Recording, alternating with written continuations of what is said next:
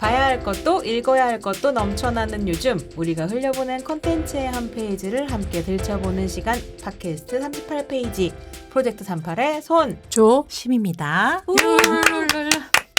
네. 되게 힘있고 영혼 있고 네 좋았습니다. 38페이지 정규 시즌 15화 요즘 시리즈 시작하겠습니다. 정말 꿀 같았던 연휴가 눈을 깜빡했더니 순삭되었어요. 어떻게 지내셨어요? 예, 뭐 지금 사실 저희가 녹음하는 일정이 딱 그 긴 추석 연휴 바로 뒤인데 정말 포스트 연휴 증후군을 제대로 겪고 있는 놀아보니 이제 저는 노는 게 체질인 사람이고 사실 난 일하기 싫다. 난 한량이고 싶다라는 나의 정체성을 이제야 50년 만에 깨닫게 되었다. 사실 진짜 한량으로 어떻게 지낼까 사실 진짜 고민이 되긴 하는 것 같아요. 뭐 했어요? 연휴에 뭐 했길래 그렇게 노는 게 좋았어요? 사실 놀지도 않았던 것 같아. 그래서 더 놀고 싶은 건가?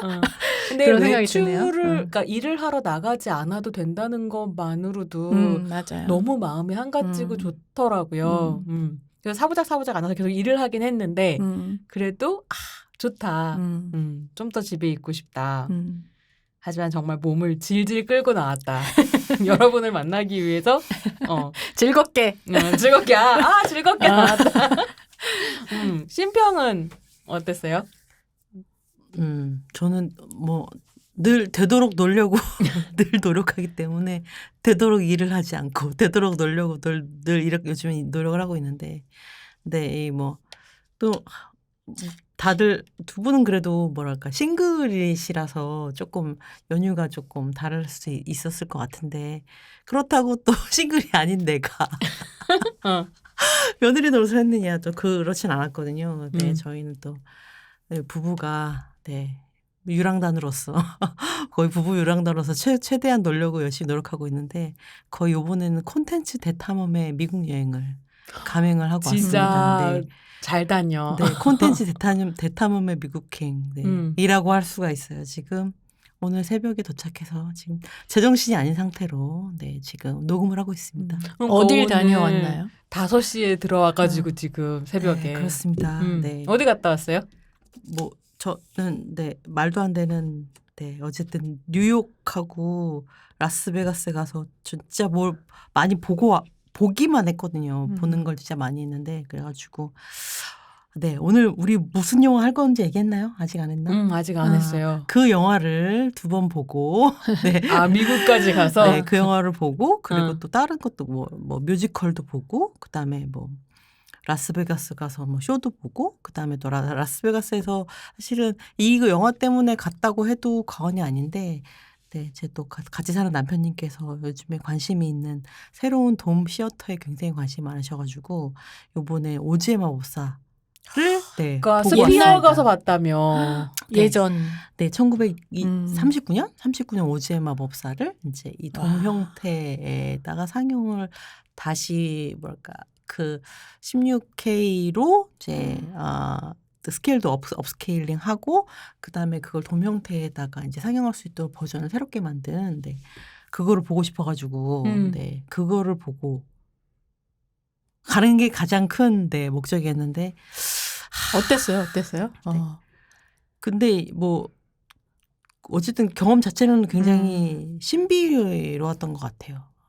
그 안에 같이 들어가 있는 느낌이기도 하고, 좀 설명하기가 굉장히 복잡한데, 그 전에도 사실은 유튜브에 많이 지금 오즈의 마법사에 관련된 게 떠 있기 때문에 볼 수는 있거든요. 영상으로 볼 수 있는데 그걸 보고 갔는데도 불구하고 굉장히 신선하고 엄청나게 많은 깨달음을 있었던 것 같아요. 깨달음이. 엄청나게 많은 깨달음 중에 하나만 얘기해줘요. 뭐냐면, 그러니까 나는 남편하고 좀 다르게 내가 관심 있었던 거는, 그러니까 극장의 미래라든지 아니면 영화 콘텐츠 자체의 미래에 대해서 좀 생각을 해보고 싶었거든요. 그래서 그런 생각을 좀 많이 했던 것 같아요. 이런 형태의 극장이라고 하는 게 가능할까? 한국에서도 가능할까? 이런 게 그래서 이제 여러 가지 생각을 했는데 이제 이제 극장이라고 하는 거는 그냥 우리가 쇼핑몰에 하나 있는 게 아닌 어떤 새로운 건축물의 형태를 띄어야 되는 건가? 약간 이런 생각을 또 많이 했던 것 같아요. 베냐민이네. 건축물로서 건축으로서의 영화. 영화가 돼야 네. 되는 것 같아요. 또 다 스피어는 많이 유튜브 치면 엄청 나오잖아요. 그래서 이제 이 표면도 사실은 어떻게 보면 영사 장치 아니죠. 어쨌든 그렇게 스크린이고 표면 자체 구 자체가 이제 어떻게 보면 프레임이 바뀌고 그 다음에 표면 그러니까 스크린이 서페이스가 되는 상태인 거잖아요. 그래서 그런 생각을 되게 많이 했던 것 같고 겉도 그 다음에 안도 또 안도다 그런 형태잖아요. 그래서 지금은 현재 상태는 제가 예전에 매트릭스도 봤다고 말씀을 드렸는데 현재 상태는 어떻게 보면 약간 있던 컨텐츠 재활용 수준으로 지금 하고 있는 상태잖아요. 매트릭스도 25년 만에 다시 만들어서 코즘이라는 데서 만든 거고 그다음에 이 스피어에서는 훨씬 더 많은 돈을 들여가지고 그다음에 뭐 어떻게 보면 편집하고 후반 작업을 다시 해가지고 구 형태의 돔에 상영될 수 있는 버전으로 만들어서 어떻게 보면 그러니까 재활용인 거잖아요. 콘텐츠의 재활용 버전인데 이제 그렇지 않고 새로 찍어서 이걸 영화처럼 우리가 즐길 수 있을까 이런 거에는 좀 낙관적으로 보고 싶긴 하지만 약간 좀 회의적인 생각도 많이 들었어요. 그렇게 집중할 수 있지는 않을 것 같다.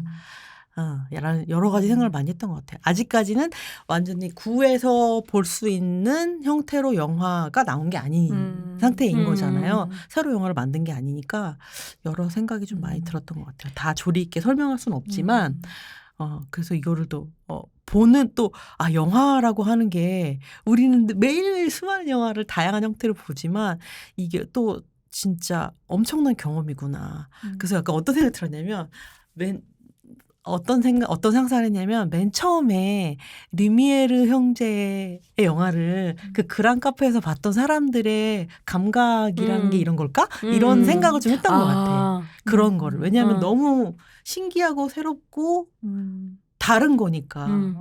아니 내가 그 얘기를 들으니까 정말 되게 옛날에 그 지브리 스튜디오 테마파크 같은데 일본에서 간 적이 있어요. 근데 거기에 1층이 그런 식의 광학 장난감들을 지브리 캐릭터들 가지고 구현을 해놓은 공간이었거든요.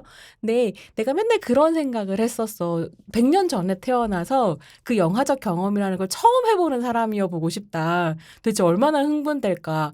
근데 그 지브리 스튜디오 1층에 딱 들어갔는데 온갖 광학 장난감들이 막 움직이고 있고 그 흥분이 막 느껴지는 거예요. 되게 신나고 좋았었거든.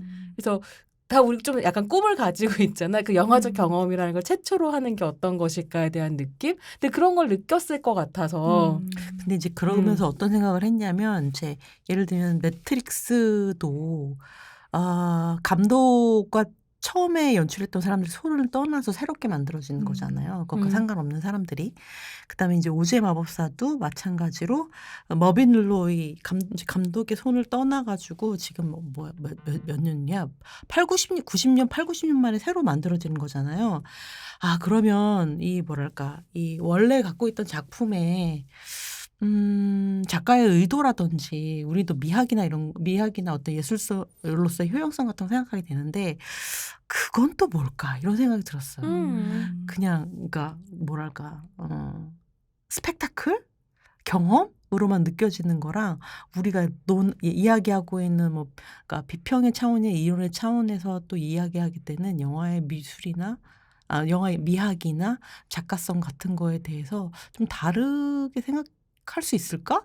근데 이제 나는 이미 너무 굳어졌고 내가 배웠고 아는 틀에서만 이걸 보다 보니까 나도 한계가 굉장히 많겠구나. 이걸 다 내가 온전히. 그래서 그걸 한번 정리해보고 싶은 생각이 좀 들었던 거예요. 그래서 되게 그냥 신기하고 놀라운 감각으로만 끝날 수 있는 건가. 라는 생각이 엄청나게 많이 들었던 것 같아요.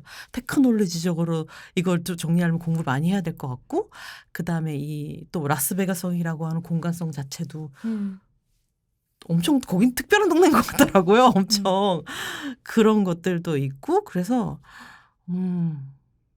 아, 이거를 내가 이제 알았구나. 이런 생각이 좀 많이 들었던 것 같아요.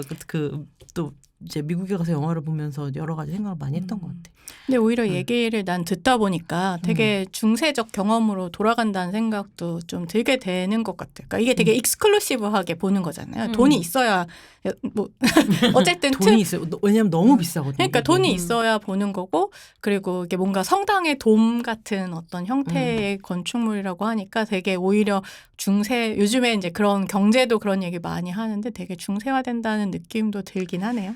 그리고 또 그러니까 이 볼거리는 너무너무 많잖아요. 우리가 사실은 시간이 넷플릭스의 경쟁상들은 시간밖에 없다고 하잖아요. 인간은 잠을 자야 하니까 그것만이 유일한 경쟁 상대라고 하고 컨텐츠는 엄청나게 많은데 그러한 컨텐츠들이 아닌 이렇게 다른 방식으로 만드는 컨텐츠라고 하는 거 참 이게 좀 전에 얘기를 하기도 했지만 어떻게 보면 계급화나 계층화의 문제도 엄청나게 중요한 이슈가 될 것 같다. 한번 생각해보면 영화가 세계 초창기에 등장할 때는 사실은 굉장히 유니버설한 매체로 등장한 거잖아요. 그러니까 개중에는 언어도 없이 이미지로만 볼 수 있고 그래서 만국의 노동자가 단결할 수 있는 어떤 매체로서의 영화라고 하는 걸 상상하는 사람들도 있었고 굉장히 저렴하게 볼 수 있는 대중문화로서 등장을 했는데 한편으로는 이제 영화가 그냥 경험을 파는 게 되면서 점점점 고급화될 수도 있겠다. 그러니까 한국 같은 경우도 특수관은 계속 매진인데 그쵸. 일반관들은 텅텅 비잖아요. 그런 고민들 좀 하거든요. 아이맥스만 해도 너무너무 비싸고 한 번 보려면 2만 원씩 드니까. 그러니까 우리가 오늘 이 영화를 하는 게 또 의미가 있기도 하다. 네. 나 근데 이 영화 아이맥스에서 봤다. 그러니까요. 들어갈까요? 네, 영화 이야기로 그럼 들어가 보겠습니다. 그 얘기하기 전에 사실은 되게 중요한 건 우리 또 프로젝트 38이 또 두 분이 너무 애를 떠주셨는데 전쟁과 여성영화제에 대한 후기도 좀 얘기를 해주셔야 할 것 같아요. 전쟁과 여성영화제 여러분 덕분에 너무 잘 감사합니다. 마무리했습니다. 사실 저도 연휴 때 진짜 마음 편하게 그동안 못 봤던 거 영화도 보고 책도 읽고 했는데 그렇게 마음 편하게 좀 쉴 수 있었던 게 전쟁과 여성영화제를 깊이 있는 이야기도 많이 나누고 마음 편하게 진행할 수 있는 영화제는 물론 아니었지만 잘 마무리했기 때문인 것 같아요. 그래서 여러분들 프로젝트 39 이벤트에도 프로젝트 38의 제4회 멤버로 참여해 주시고 그래서 너무 감사했어요. 진짜 덕분에 되게 좋다는 말이 계속 좀 애매하긴 하지만 그런 얘기를 사실 허심탄회하게 나눌 수 있고 또 깊이 있게 나눌 수 있는 자리가 많지 않다 보니까 더 좀 최근에 상황을 보면 더 뜻깊은 자리이지 않았을까 합니다. 그러니까 뭐 이스라엘의 가자 학살이나 계속되고 있는 러시아 우크라이나 전쟁 이런 현안들이 또 있고 되게 적극적으로 긴급하게 그 현안들에 연대하거나 목소리를 내고 계시는 한국 분들이 또 있어서 관객으로도 많이 와주셨고요. 그래서 이런 장이 되게 우리한테 필요했구나 이런 생각이 좀 들기는 했어요. 그래서 우리가 맨날 영화제 끝날 때마다 내년을 기약을 할 수 없다 이러면서 이제 마무리를 하는데 또 사회가 가능할지는 모르겠어요. 하지만 고민해 보겠습니다. 할 수 있다면 여러분들 덕분이고 사회를 할 때에는 좀 더 희망적이고 나아졌다라는 이야기를 나눌 수 있으면 좋겠다. 뭐 이런 희망도 좀 가져봤습니다. 그래서 감사드리면서 오늘은 이제 영화 이야기로 들어가 보도록 하겠습니다. 이게 연휴가 길다 보니까 그리고 굉장히 이 시점에 맞물려서 좋은 영화들이 개봉을 많이 했어요. 그래서 저희도 도대체 무슨 영화를 골라야 할까 고민을 되게 많이 했었는데요. 연휴 기간에 가장 사람들을 강렬하게 사로잡았었던 한 작품을 꼽아왔습니다. 바로 폴 토마스 앤더슨 일명 PTA의 One Battle After Another 오늘 이야기 함께 나눠보겠습니다. 네. 그래서 줄거리부터 좀 만나보면 좋을 것 같은데요. 줄거리 손인 제가 할까요? 네. 네, 이야기 그럼 시작해 보겠습니다. 토마스 핀천의 바인랜드를 원작으로 하는 영화 One Battle After Another. 한국어로 번역하면 끝없이 이어지는 전투, 뭐 혹은 연전 정도가 될 것 같은데요. 영화는 전반부와 후반부 두 부분으로 나눠진다고 볼 수 있습니다. 전반부의 배경은 2000년대 말에서 2010년대 초 정도 되지 않을까 싶은데요. 미국입니다. 연인 관계인 밥과 퍼피 디아는 프렌치 75라는 급진혁명 조직의 조직원입니다. 밥은 백인 남성이고요. 퍼피 디아는 흑인 여성이죠. 이들은 캘리포니아 국경 지역의 수용소에서 이민자들을 구출하거나 정치인의 사무실, 은행, 전력망 등을 공격하면서 혁명을 꿈꿉니다. 밥과의 사이에서 아이를 낳은 퍼피 디아는 가족을 버리고 도망쳐서 더 무모한 활동들을 하게 되고요. 결국 은행을 털던 중에 체포됩니다. 과거 이민자 수용소에서 근무하던 중 퍼피 디아에게 모욕을 당했던 군인 록조는 이 기회를 이용해서 프렌치 75도 소탕하고 퍼피 디아도 소유하려고 합니다. 록조는 조직원들의 정보를 넘기면 퍼피 디아를 안전하게 보호해주겠다라고 제안을 하고요. 퍼피 디아는 조직을 배신합니다. 그로부터 16년 후 세상은 여전히 엿같습니다. 프렌치 75는 조직 붕괴의 위기를 어렵게 극복해가는 중이고 밥은 딸 윌라와 함께 박탄크로스에서 운동 생활을 하고 있습니다. 록조는 미국의 반이민 정서를 이용해 세력을 키우며 대령으로 승진하고 백인 우월주의 지하 조직에 들어갈 수 있는 절호의 기회를 얻게 됩니다. 여기에만 들어가면 미래는 그야말로 탄탄대로. 하지만 조직에 안착하기 위해서는 자신의 삶에 있는 단 하나의 오점을 지워야만 하죠. 그건 바로 흑인 여자 퍼피 디아와의 성관계, 그리고 어쩌면 그로부터 태어난 것일지도 모르는 윌라입니다. 록조는 군대를 동원해 윌라를 납치하고 밥은 윌라를 되찾기 위해 고군분투합니다. 과연 밥은 윌라를 무사히 만나게 될까요? 162분이 마치 62분처럼 흘러가는 영화 원 배틀 애프터 왜요? 원 배틀 애프터 방구석에 일렬에 스칼란 줄 알았어. 지금부터 함께 만나보겠습니다. 장난 아닙니다. 네. 아니 역시. 근데 이번에 정말 추석 연휴 길어가지고 이제 좋은 작품 많이 개봉했다고 맞아요. 말씀을 드렸었는데요. 다 봤잖아요, 우리. 뭐 어쩔 수가 없다. 자파르 파나의 그저 사고였을 뿐. 그리고 이제 이 영화까지. 근데 제가 SNS 타임라인을 보면서 박찬욱이 어쩔 수가 없단 진짜 호불호가 많이 갈리고 욕을 하는 사람은 왜 저렇게 화를 내지 싶을 정도로 막 화를 내면서 욕을 하고 이런 상황이었다면 이제 그저 사고였을 뿐 같은 경우는 본 사람들은 정말 다 호평일색이었거든요. 우리도 다 너무 좋다 그랬잖아요.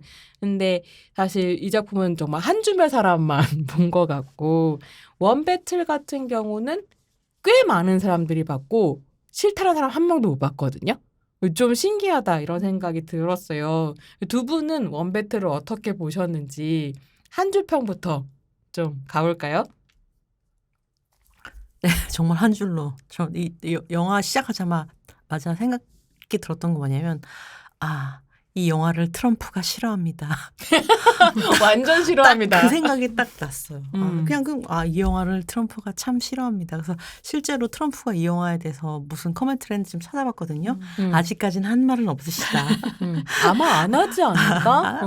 그렇겠죠. 뭐 그까짓 거 영화 한 편 뭐 이렇게 생각할 수 있을 것 같은데 어쨌든 그렇게 생각이 들었고 어쨌든 이 영화를 보면서 참 이 혁명이라고 하는 거는 죽지 않는구나. 꽤 끊임없이 계속 이어지는구나 그 생각을 많이 했던 것 같아요. 그래서 그야말로 원 배틀 애프터 어나더구나.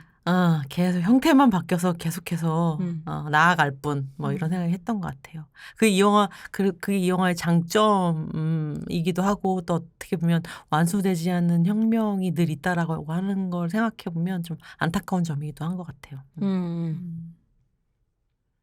조평. 네. 뭐 사실 좀 비슷한데 뉴 파시즘의 시대 혁명은 이어질 수 있을까라는 질문형으로 한 줄 평을 좀 끝냈는데 아마 비슷한 내용이긴 한데 살짝 어떤 태도가 좀 다른 것 같아요. 신평하고 신평은 보다 더 낙관주의적으로 어쨌든 혁명이 바꿔가면서 계속해서 이어진다라고 하는 것인데 과연 이어질 수 있을까라고 하는 건 저는 조금 더 좀 더 냉소적인 아마 뭐 비관주의까지는 아닌데 뭐 과연 혁명이라고 하는 것이 가능한가 이 시대에 사실 그냥 오히려 열려 있는 질문 정도로 좀 끝나는 영화란 생각이 들었던 것 같고 확실히 지금 얘기한 것처럼 이 영화는 정말 미국 영화다라는 생각이 들었던 것 같아요. 그러니까 미국의 봉준호가 했던 로컬 영화. 네, 물론 이제 한국 상황에도 맞고 전 세계적인 상황에도 맞기는 하지만 확실히 미국적인 어떤 정치적 상황에 훨씬 더 몰입해 있는 영화이고 그래서 이제 이 혁명단의 이름이 프렌치 75라고 하는 게 좀 더 재밌긴 했었거든요. 그게 과연 뭘까라는 시대에도 딱 이렇게 나와 있어서 근데 뭐 어쨌든 마가라고 하는 Make America Great Again 라고 하는 그 트럼프의 시대에 반대하는 이 방식이라고 하는 것은 어떻게 저항하는 방식은 어떤 방식으로 이 투쟁이 이어져야 할까라고 할 때 마가가 정말 대책 없이 그냥 어떻게 보면 굉장히 고전적인 파시즘으로 가버리는 것처럼 완전히 고전적 인종주의, 고전적인 국경 만들기, 사실 고전적인 어떤 미국 예외주의라고 하는 사실 거의 그런 것들이 존재하지 않았음에도 불구하고 마치 그런 것들이 존재했던 것처럼 그렇게 가버리는데 어떤 면에서는 혁명도 고전적으로 가게 되는구나라는 생각이 저는 좀 들었던 것 같아요. 그래서 뭐 어쨌든 요즘에 마가에 대항하는 그런 뭐 새로운 세력으로 많이 안티파를 이야기를 하는데 안티파시즘이라고 하는 이 안티파는 어쨌든 1920년대 독일의 나치즘에 대해 반대하는 뭐 이런 그 파시즘 자체에 반대한다는 거잖아요. 그러니까 결국은 이 모든 것이 우리가 대립구도를 그렇게 수십 년간 이분법을 벗어나려고 했음에도 불구하고 다시 이분법적인 어떤 방식, 그러니까 혁명 이후에 어떤 세계를 만들 건지라는 것보다는 이 안티의 시대로 다시 돌아왔구나라고 하는 거를 이 영화를 보면서 좀 저는 약간 씁쓸함과 함께 느꼈던 것 같아요. 아까 잠깐 조평이 얘기한 봉준호의 로컬이라고 하는 언급은 기생충으로 아카데미 상 후보 올랐을 때 뭐 어떠냐 떨리지 않냐 이런 질문을 받았을 때 봉준호가 그래봐야 아카데미 로컬 영화지 않느냐라고 해서 또 한국 사람들이 열광했었던 적이 있었죠. 그런 의미에서 이거는 이제 매우 미국적인 영화다, 로컬 영화다. 그러니까 맨날 헐리우드가 자기가 보편 영화인 척 하니까 그것에 이제 다른 의미를 좀 같이 얘기해 볼 수 있었던 것 같고요. 저는 두 분의 한 줄 평을 듣다 보니까 나는 두 사람의 어떤 다른 관점에 섞여 있는 어딘가에서 나는 이 영화를 본 것 같다고 생각이 지금 들어요. 저는 한 줄 평 뭐라고 준비해 왔냐면 인간의 세계 참 옅같고 의외로 따뜻하다라고 생각했는데 영화 딱 보고 나오면서 들었었던 생각은 저 워낙에 폴 토마스 앤더슨 작품들을 좋아하니까 이런 걸 되게 잘하는 것 같아요. 굉장히 시니컬하게 현실과 구조를 바라보는데 그 안에서 고군분투하며 살아가는 사람들에 대해서는 굉장히 따뜻한 관점을 가지고 있거든요. 근데 이 사람들이 되게 뭐 아름답거나 훌륭해서가 아니라 이 사람들 너무 저열하고 사실은 추하기도 한데 그 추함 안에서 따뜻함이라든가 이런 거를 되게 잘 포착하는 감독이라는 생각을 좀 했었어요. 근데 이 작품에서도 한편으로는 혁명이 불가능하다라는 이야기를 전 하고 있다고 계속 느꼈는데 왜냐하면 지금 이제 조팡 얘기한 것처럼 극우에 저항하기 위해서 극자가 활동하게 되는 극우와 극자에 대한 이야기인 거잖아요. 여기서 극이라고 하는 말을 어떻게 붙이는가라고 질문한다면 내가 원하는 바를 이루기 위해서는 폭력을 행사할 수 있다. 나와 다른 생각을 가진 사람들을 죽일 수 있다라고 생각하는 정치적 입장을 극우나 극자라고 이야기할 수 있다고 한다면 사실 극우와 극자가 어떻게 부딪히는가에 대한 걸 보여주고 있는데 묘하게 협업관계에 있기도 한 거죠. 그래서 혁명 자체에 대해서는 시니컬하게 보는 부분이 있다고 느꼈어요. 영화를 보면서. 하지만 혁명을 꿈꾸는 사람에 대해서는 시니컬하지 않다라고 하는 생각을 좀 했었고 그런 게 이 작품 안에서 좀 펼쳐지고 있지 않은가. 그래서 그런 의미에서 심평이 얘기했었던 혁명이 어떻게 모양을 바꾸면서 또 다른 방식으로 이어질 수 있는가라고 하는 질문을 이 작품 품고 있다고 생각했거든요. 그래서 난 너무 재밌었다. 그리고 폭력이 아닌 방식의 혁명을 늘 꿈꾸는 사람으로서는 이제 좀 이따 얘기하겠지만 주인공인 밥 퍼거슨이 되게 폭력적인 방식을 씀에도 불구하고 사람 자체가 폭력적이지 않잖아요. 그래서 난 밥 퍼거슨에 대한 어떤 애정이 좀 있었다. 이런 이야기 좀 드리고 싶습니다. 이야기 속으로 그럼 본격적으로 한번 들어가 볼까요? 이게 영화가 되게 길고 할 수 있는 얘기가 너무 많아서 도대체 오늘 이 영화 이야기를 어떻게 풀어가야 될지 좀 고민을 했었어요. 나더러 사회를 보라는데 나는 도대체 이걸 어떻게 풀까? 그래서 오늘 38페이지는 다른 또 유튜브에서 엄청 이 작품들 이 작품에 관한 얘기 올라오고 있는데 다른 유튜브랑 좀 다르게 팟캐스트랑 다르게 캐릭터 중심으로 이야기를 풀어보겠다 이런 생각을 했는데요. 근데 캐릭터를 중심으로 이야기를 풀기 전에 이 영화를 이야기하기 위해서 되게 중요한 장면이 오프닝 시퀀스라고 생각했거든요. 그래서 오프닝 시퀀스에 대한 이야기를 우리가 좀 먼저 해봤으면 좋겠다. 그러니까 영화가 2시간이 넘는데 매우 효율적으로 오프닝 시퀀스 안에서 이 영화의 모든 설정을 설명해주고 넘어가거든요. 시나리오를 잘 쓰는 사람이라는 생각을 좀 했는데요. 이 오프닝 시퀀스 어떻게 보셨는지 얘기를 좀 해볼까요? 이 오프닝 시퀀스가 어떻게 시작되냐면 밥 퍼거슨 말씀드렸었던 레오나르도 디카프리오가 사제폭탄 만드는 사람이고 프렌티 75라고 하는 혁명 조직에서 사제폭탄을 제공하는 역할을 하는 거죠. 근데 대단히 무슨 막 혁명의 의지가 있다거나 큰 뜻을 품고 있는지 잘 모르겠어요. 근데 밥이 사랑하는 여자인 퍼피디아가 프렌즈 75의 거의 리더격이고 이 리더가 조직하는 이제 운동들 안에서 오프닝 시퀀스가 다루고 있는 건 불법 이민자 수용소를 털어서 이민자들을 구조하는 이런 이야기를 이제 영화가 시작하거든요. 요 장면부터 얘기를 좀 해볼까요? 신평부터 가나요? 네, 이거 뭐 글쎄요. 어떻게 이제 처음에 시작할 때는 사실은 저는 이게 좀 뭐랄까 이게 언제인지를 모르겠다는 생각이 계속 들었거든요. 시대적인 감각이 바로 이렇게 개입은 좀 안 되더라고요. 이게 60년대인지 이게 80년대인지 2000년대인지 왜냐하면 보통 이런 영화가 시작할 때는 뭐 그런 거 있잖아요. 무슨 뭐 네바다 사막 뭐 1972년 막 이런 식으로 뭐가 보통 영화는 그런 게 들어가잖아요. 그러니까 그게 그러니까 어떤 시공에 대한 감각이 딱 안 오니까 나는 처음엔 어디지? 뭐 근데 또 지금 이 상황에서 보여주는 건 굉장히 뭐 서부 어딘 것 같고 그죠? 서부 어딘 것 같고 뭐 이민자들이 들락날락거리고 그다음에 이민자 캠프가 있었던 거는 사실 미국에서는 이게 뭐 1, 2년 된 일은 아니고 아주 수십 년 동안 오래 지속되는 일이다 보니까 그래서 훨씬 더 구분이 안 갔던 것 같아요. 이 공간이 캘리포니아와 멕시코의 접경지대의 구금시설로 설정되어 있죠. 그래서 아주 처음에 집중하게 됐던 건 사실은 이제 두 남녀였죠. 그래서 표범같이 굉장히 표범같이 어슬렁어슬렁 탐색하는 혁명하는 여자. 그러니까 확 눈에 들어왔고, 그리고 이제 영화 설명을 많이 보지 않고 갔을 때는, 레오나르도 디카프리오가 등장한다고 하니 그가 주인공으로 뭔가 혁명을 이끄는 주인공으로 등장하나 보다라고들 많이 생각하고 가셨을 거고 저도 그렇게 생각했는데 근데 레오나르도 디카프리오가 등장하는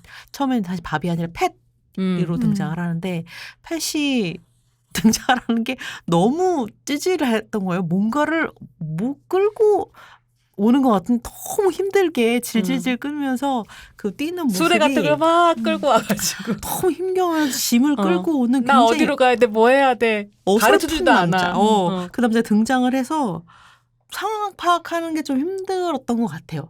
시공간도 잘 모르겠고 어떤 관계성을 지니는지 그걸 잘 몰랐던 것 같아요.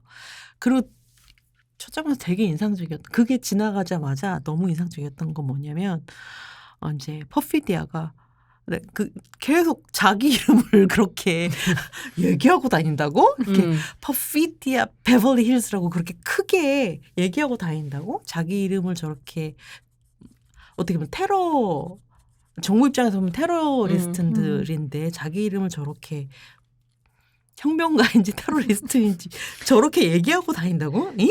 아니, 그 부분 그런 거 자체가 첫 장면에서 되게 의아했던 것 같아요.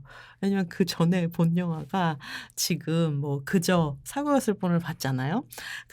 그 전날 봤는데 아니 눈 가리고 나쁜 짓 하는 정부 측 인사를 잡고도 죽이지 못하는 영화를 먼저 봐서 그런데 이 사람들은 그러니까 확신하지 못해서 너무 이 사람이 나쁜 짓을 한 그 사람이라는 걸 확인하기 위해서 영화 끝까지 몰고 가잖아요. 근데 어떻게 보면 이 여자는 자기가 이름을 얘기하고 다니니까 그게 너무 두 영화를 봤을 때 이렇게 자기를 알리는 혁명가? 뭐, 이 여자는 뭘 원하는 거지? 그 생각을 많이 했던 것 같아요. 첫 장면에서는. 그게 되게 신선했어요. 나는 그 지금 이름 얘기하는 걸 말하니까 그 장면을 보면서 떠올렸었던 건 일종의 주목 경쟁 같다는 생각도 했었거든요. 왜냐하면 90년대 이후로 넘어가면서 어쨌든 LA 폭동이나 이런 것들이 일어났을 때 그 LA 지역에서 활동했었던 흑인 갱단의 목표 중에 하나는 사실은 내가 얼마나 많은 사람을 죽였는가를 알려서 언론의 주목을 받고 내 이름을 남기는 게 목적이었다는 인터뷰를 본 적이 있거든요. 그러니까 사실 그렇게 해서 자기의 이름의 가치를 높여가는 것이 혁명을 가능하게 하는 것일 수도 있고 아니면 혁명 안에서 나를 돋보이게 하는 방식이었을 수도 있고 뭐 이런 것들이 좀 섞여 있기도 하겠죠. 퍼피디아의 캐릭터 자체가 혁명가의 피가 흐르는 사람이기도 하지만 굉장히 야비함이 같이 있는 사람이라고 느꼈거든요. 영화를 보면서는. 그러니까 그런 과시욕 같은 것들이 이 작가 시퀀스 안에서 드러났을 수도 있겠다 이런 생각이 드네요. 근데 저는 사실 심평하고 되게 비슷한 혼란스러운 감정을 그 오프닝에서 느꼈는데 근데 캐릭터의 설정 소개나 이런 것들은 굉장히 선명한 반면에 지금 얘기한 것처럼 맥락은 굉장히 불분명하잖아요. 그러니까 뭐 지역이나 지금 오히려 이게 사실 동시대라고 하면 더 잘 이해가 될 텐데 그렇지 않고 지금으로부터 그쵸. 한 15년 정도인데 근데 그때는 또 약간 오바마 시대이기도 하기 때문에 아까 얘기했던 그런 뭐 민주당과 공화당의 대립도 아니란 말이에요. 그리고 이 영화가 뭐랄까 영감을 받았다고 하는 바이랜드 같은 경우도 2000년대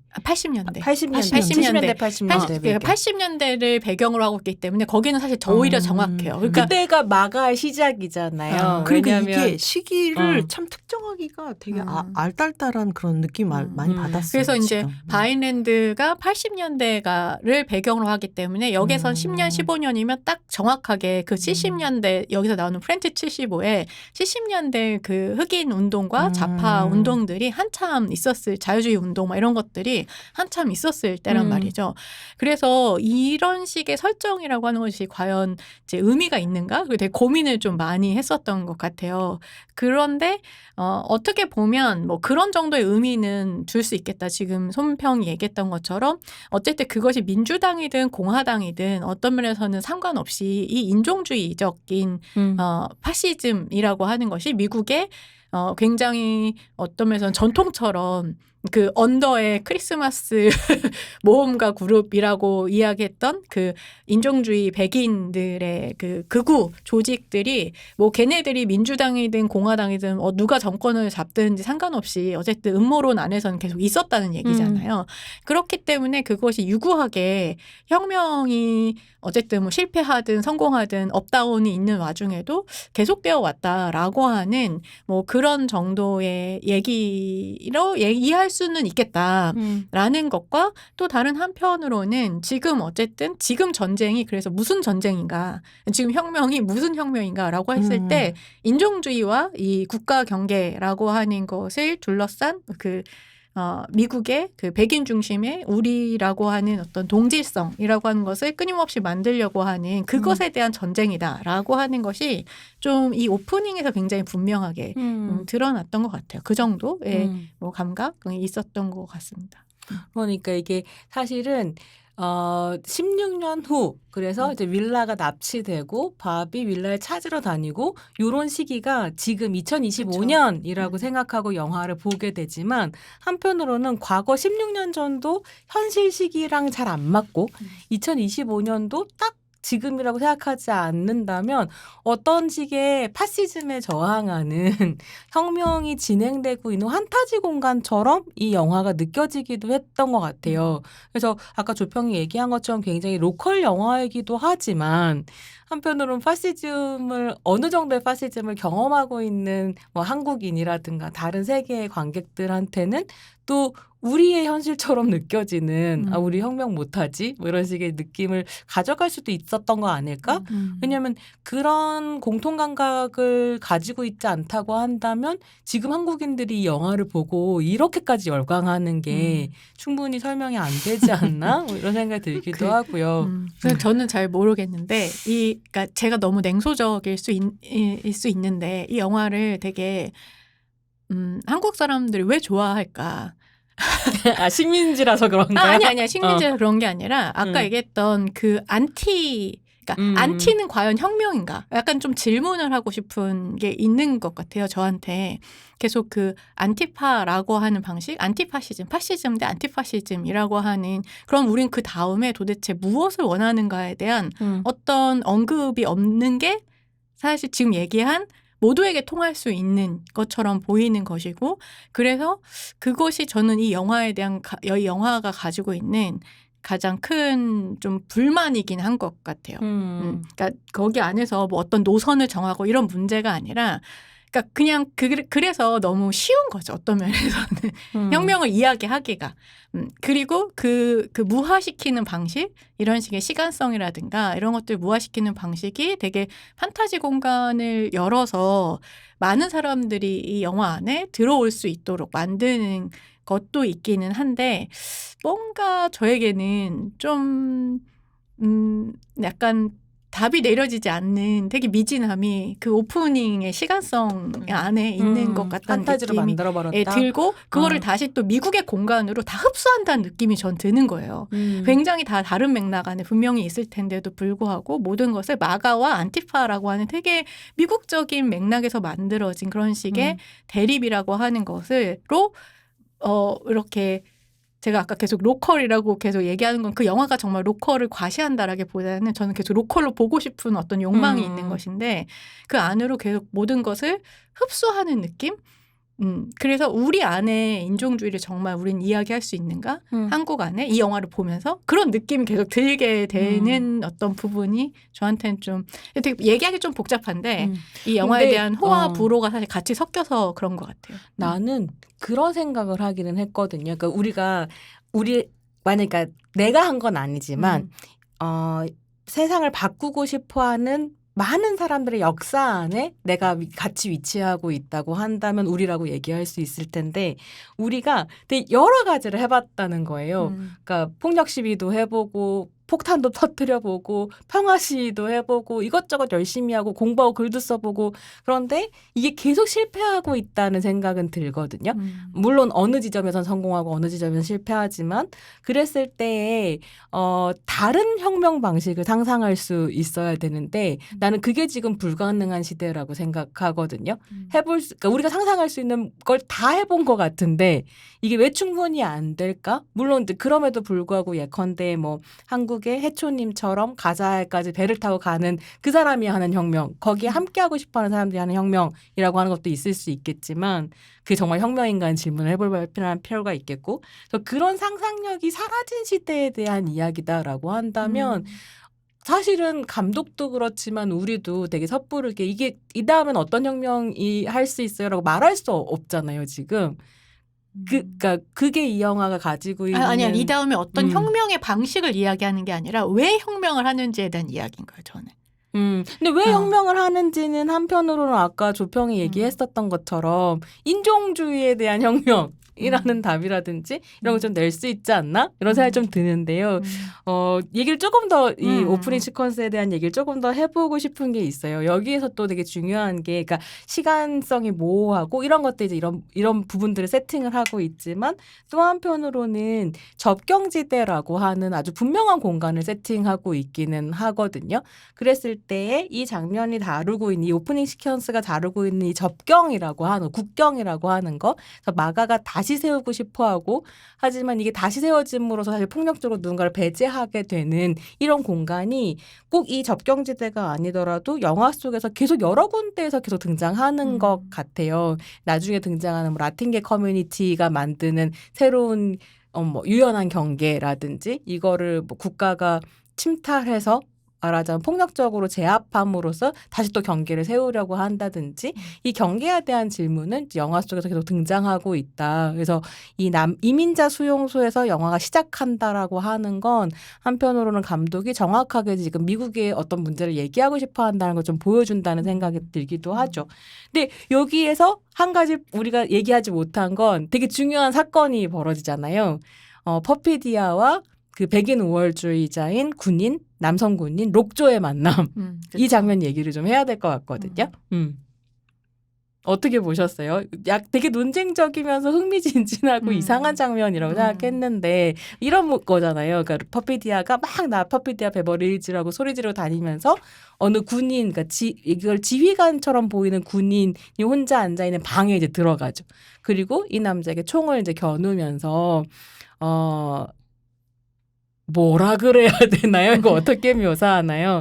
이제 성기를 세우라고 요구하죠. 그러니까 성적인 폭력을 저지르는 건데 퍼피디아가 그래서 빨리 세우라고 이렉션 하라고 되는 게 너무 신기했어요. 록조가 그래서 열심히 해서 자기 성기를 세우고 그런 이제 성희롱과 성폭력이 섞여 있는 상태에서 록조가 퍼피디아에게 굴종하고 그리고 난 다음에 퍼피디아와 사랑에 빠지잖아요.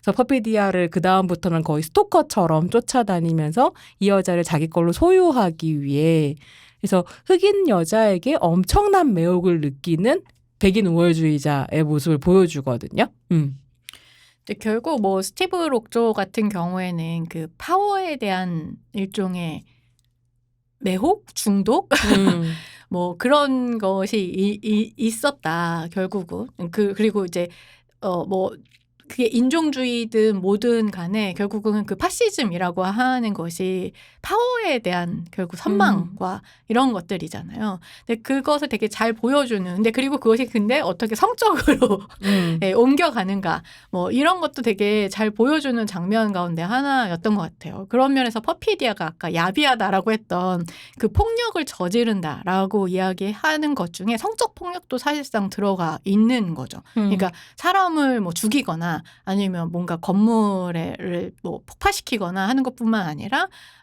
이 성적 폭력도 들어가 있고 이 성적 폭력이라고 하는 것이 얼마나 파워에 근거한 것인가라고 하는 것도 오히려 저는 거꾸로 보여준 되게 흥미로운 장면이고 나중에 스티브 록조가 증언할 때 그 크리스마스 모험가 클럽이라고 하는 그 백인 우월주의 극우 지하 조직에 들어가기 위해서 변명할 때 이제 관계가 있었냐 그러니까 자기가 강간을 당했다 이런 이야기를 하잖아요.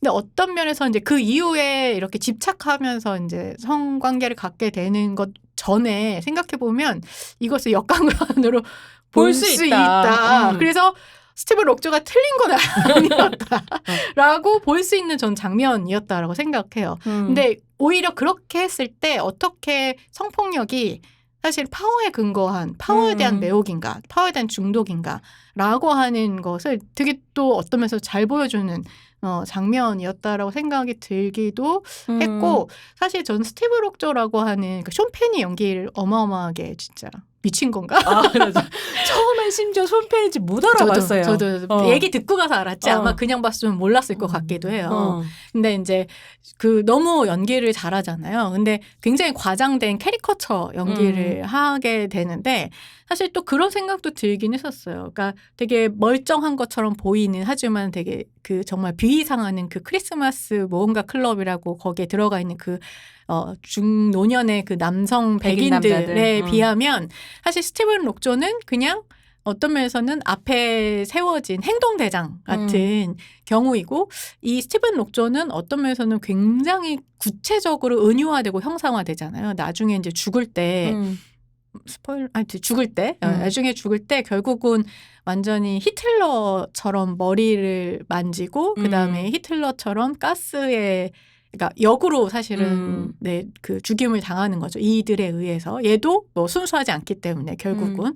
그래서 이런 그 유태인을 죽이듯이 이제 학살했듯이 그렇게 가스로 죽이고 그다음에 화장되는 이 장면이 그러니까 히틀러에 대한 일종의 보복처럼 느껴진 이 장면이 물론 되게 전 농담 굉장히 아주 정확한 구체적인 농담이라는 생각이 들기도 했지만 이것이 형상화됨으로써 뭐 아마도 폴 토마스 앤더슨이 의도했을 텐데 얘는 형상화되지만 형상화되거나 가시화되지 않고 구체적이지 않은 이들과 좀 대비되도록 하려고 했던 것 아닌가?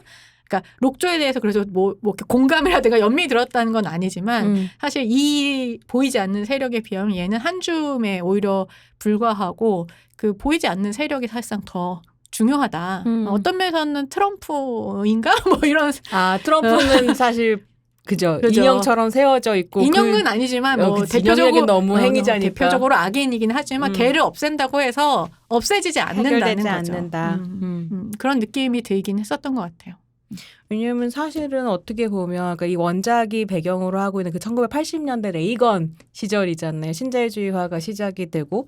근데 그 레이건 시절에 레이건을 대통령으로 만들기 위해서 사실 현실 정치에 관심이 없었던 종교 원리주의자들을 표밭으로 조직해내거든요. 근데 그 조직해낼 때에 예컨대 낙태에 반대한다든지 이런 식의 종교적인 이슈들을 던지면서 이 마가 세력의 티파티였죠. 그때는 티파티가 조직되기 시작하는데 사실 그 티파티 세력이라고 하는 게 훨씬 더 오래전부터 미국의 바탕으로 존재하고 있어서 지금까지도 파워를 행사하고 있는 기득권이라고 생각한다면 결국은 원작의 문제의식을 이 작품이 지금 현재화하는 이런 것과 다 연결되어 있지 않나? 뭐 이런 생각이 좀 들기도 하고요. 근데 그랬을 때 록조는 그런 캐릭터라고 설명할 수 있을 텐데 그럼 도대체 우리는 퍼피디아는 어떻게 봐야 되는가? 엄청나게 그러니까 임신한 배를 드러내고 기관총을 미친 듯이 쏘는 이 이미지 하나로도 퍼피디아가 좀 설명될 수도 있을 것 같은데 신평훈 퍼피디아 어떻게 봤는지 좀 궁금해요. 이 파워와 성폭력까지 저지르는 여성 우리 어떻게 봐야 할까? 이 그 퍼피디아랑 그다음에 그 록조의 관계에 대해서 좀 많이 좀 여러 가지 상상을 많이 하게 되는 것 같은데 특히 이 그 둘 사이에 어쨌든 서로가 서로에게 성적으로 강렬하게 끌렸던 건 굉장히 분명했던 것 같아요. 왜냐하면 그 전에 이제 팻이었던 밥과 퍼피디아는 그 사이의 관계에서 충분히 만족을 느끼지 못했다고 우리가 초반에 알 수 있어요. 왜냐하면 계속 어떻게 해서든지 해보려고 하고 그다음에 폭탄을 설치하고 나서도 자기가 끌어오르는 어떤 생적 에너지랑 아드레날린을 감당하지 못해서 막 하자고 그지 팻한테 계속 섹스하자 그러는데 하지만 지금 위험해 안 돼 안 해주죠. 그러니까 그거를 어떻게 보면 록조랑 퍼피디아 같은 경우는 서로가 서로를 뭔가 알아봤다는 느낌이 좀 들거든요. 왜냐하면 충분히 그 화장실에 폭탄을 설치하러 갔을 때 이 록조가 뭐라고 얘기하냐면 네가 얼만큼 그 우리 정부 기관을 터뜨리든 뭐든 난 아무 관심이 없다. 지금 관심이 있는 건 너뿐이라는 거잖아요. 그리고 얘를 쫓으러 온 거잖아요. 그리고 계속해서 뭐랄까 이 프렌치 75를 따라다닐 때도 보는 건 퍼피디아를 계속해서 이 뭐랄까 그 망원경 앵글로 굉장히 관음적으로 계속 아래 위로 살펴보죠. 총을 휘두르건 무슨 작전을 하건 그게 중요한 게 아니에요. 얘만 바라봐요. 굉장히 섹슈얼하게. 그래서 여기 망원경으로 보다가 밥이랑 눈빛 주고받는 거 보고 화나가지고 아니요 팻의 엉덩이를 쥐는 걸 보고 갑자기 분노하죠. 갑자기 차에서 무슨 짓을 하고 있는 것 같았는데 네, 확 죽어버리죠. 그걸 보면 이 두 사람의 관계에 대해서 좀 분석한 것 중에 여러 가지 분석 중에 두 사람의 관계를 SM으로 좀 설명하려고 하는 시도들을 많이 좀 하는 분석을 봤는데 제가 팟캐스트에서 다 설명하기는 어렵지만 어쨌든 둘은 굉장히 강렬한 어떻게 보면 그 세디스트와 메조키스트적인 그 특성을 가지고 있었다. 근데 그것을 서로가 서로 알아보고 그 심지어 그 영화가 진행된 내러티브 하는 중간에 서로가 서로의 사랑했었다라고 얘기하는 건 두 사람밖에 없거든요. 두 사람 관계에서만 그 사랑 얘기가 나오거든요. 다른 사람들 사이에서는 나중에 또 사랑한다고 얘기하는 것 중에 하나는 그거죠. 이제 나중에 또 사랑 얘기 언제 나오냐면 바비 윌라한테 딸한테 그 뭐 그러니까 파티 가는 것 같은데 그 파티 갈 때 억지로 얘기하게 하잖아요. 그때 이후로는 이제 그러니까 싸우고 난 다음에 아주 이렇게, 파티에 가는 딸한테 사랑한다고 말하고 가라고 아빠한테 섹슈얼하게 서로 이 사랑의 이야기를 하는 거 이 두 사람 관계밖에 없거든요. 그 굉장히 아이러니하죠. 그리고 실질적으로 록조 같은 경우는 아마도 이 그 흑인 여성을 좋아했던 게 아닐 수도 있다는 생각이 들어요. 흑인 여성을 좋아한 게 아니고 그 강렬한 성적 에너지로 자신을 지배해 주는 그 어떤 존재를 좋아했던 사랑했던 것 같아요. 그래서 그런 관계였던 거라는 생각이 딱 들었다는 거죠. 나는 근데 그런 생각은 들었어요. 그러니까 록조가 이 퍼피디아를 망원경으로 볼 때, 그러니까 일반적으로 흑인 여성의 신체라고 하는 것에 얼마나 매혹되는지를 좀 영화가 강조했었던 것처럼 보였거든요. 그리고 그것이 사실은 어떻게 보면 록조의 백인 우월주의와 배치되지 않는다. 왜냐하면 흑인이라고 하는 존재를 신체적 특성으로 환원시키고 그 신체적인 특성에 매혹되어 버리고 하지만 인간적으로는 사람 취급을 하지 않는 그러니까 파워에 대한 매혹도 있지만 흑인 신체성에 대한 매혹이 있다라는 생각을 전 좀 했었던 것 같거든요. 근데 하지만 훨씬 더 그 에너지가 강렬하고 이 관계를 다 뭐랄까 뭐 성공적이진 않지만 이끌어나가는 건 퍼피디아이긴 하거든요. 이걸 자기 욕망에도 굉장히 솔직하고 그게 다른 백인 남성인 그게 바비든 아니면 녹조든 상관없이 자기 욕망에 굉장히 충실해요. 그것뿐만이 아니라 자기 자유에 대한 갈망도 엄청나게 그다음에 강렬하고 그리고 그런 걸 모두 다 표출하죠. 그게 관심이든 관음이든 뭐든 상관없이. 저는 이제 두 분 이야기 모두 다 공감하면서 퍼피디아도 어떤 면에서는 그 흑인 여자의 몸에 과시 이런 걸 되게 즐기고 전유했다라는 생각이 드는 맞아요. 게 왜냐면 밥한테 그 차 안에서 처음 이제 약간 키스 그 폭탄 터트리고 이제 그 국경 어쨌든 그 수용소를 터트리고 돌아올 때 밥한테 흑인 여자를 좋아한다고 말해라고 이야기하거든요. 그리고 백인 남자한테 밥의 욕망을 퍼피디아가 컨트롤해요. 거기서도. 그러니까 이제 결국은 흑인 여자가 이 백인 남자를 지배한다라고 하는 것이 어마어마한 쾌락으로 느껴졌을 거고 실제로 밥은 백인 남자라고 하기에는 너무나 어떤 면에서는 찌질한 그 자체죠. 그런 물론 찌질한 백인 남자가 있지만 이제 그 파워를 갖고 파워 플레이를 하기에는 밥은 너무 파워가 없는 거죠. 실제로 이제 록조 같은 경우에도 저도 흑인 여자에 대한 매혹이라고 저도 생각을 했었는데 흑인 여자가 파워를 갖고 있다라고 하는 이 전복성이 주는 그 엄청난 아드레날린, 더 엄청난 큰 흥분이라고 하는 것이 그게 이제 뭐 SM일 수도 있고 그렇긴 하겠지만 그 관계 안에서 사실 인종과 관련된 파워플레이를 빼면 이 성적인 어마어마한 그 중독을 사실 설명하기가 좀 저는 어렵다는 생각은 드는 것 같아요. 사실 역간간이라고 자기가 자기 상황을 어떻게 보면 뭐랄까 그 설명 익스큐즈 하려고 했지만 사실은 자기가 그거 좋아해. 실제로 그걸 뭐 원했던 거이기도 한 건 거죠.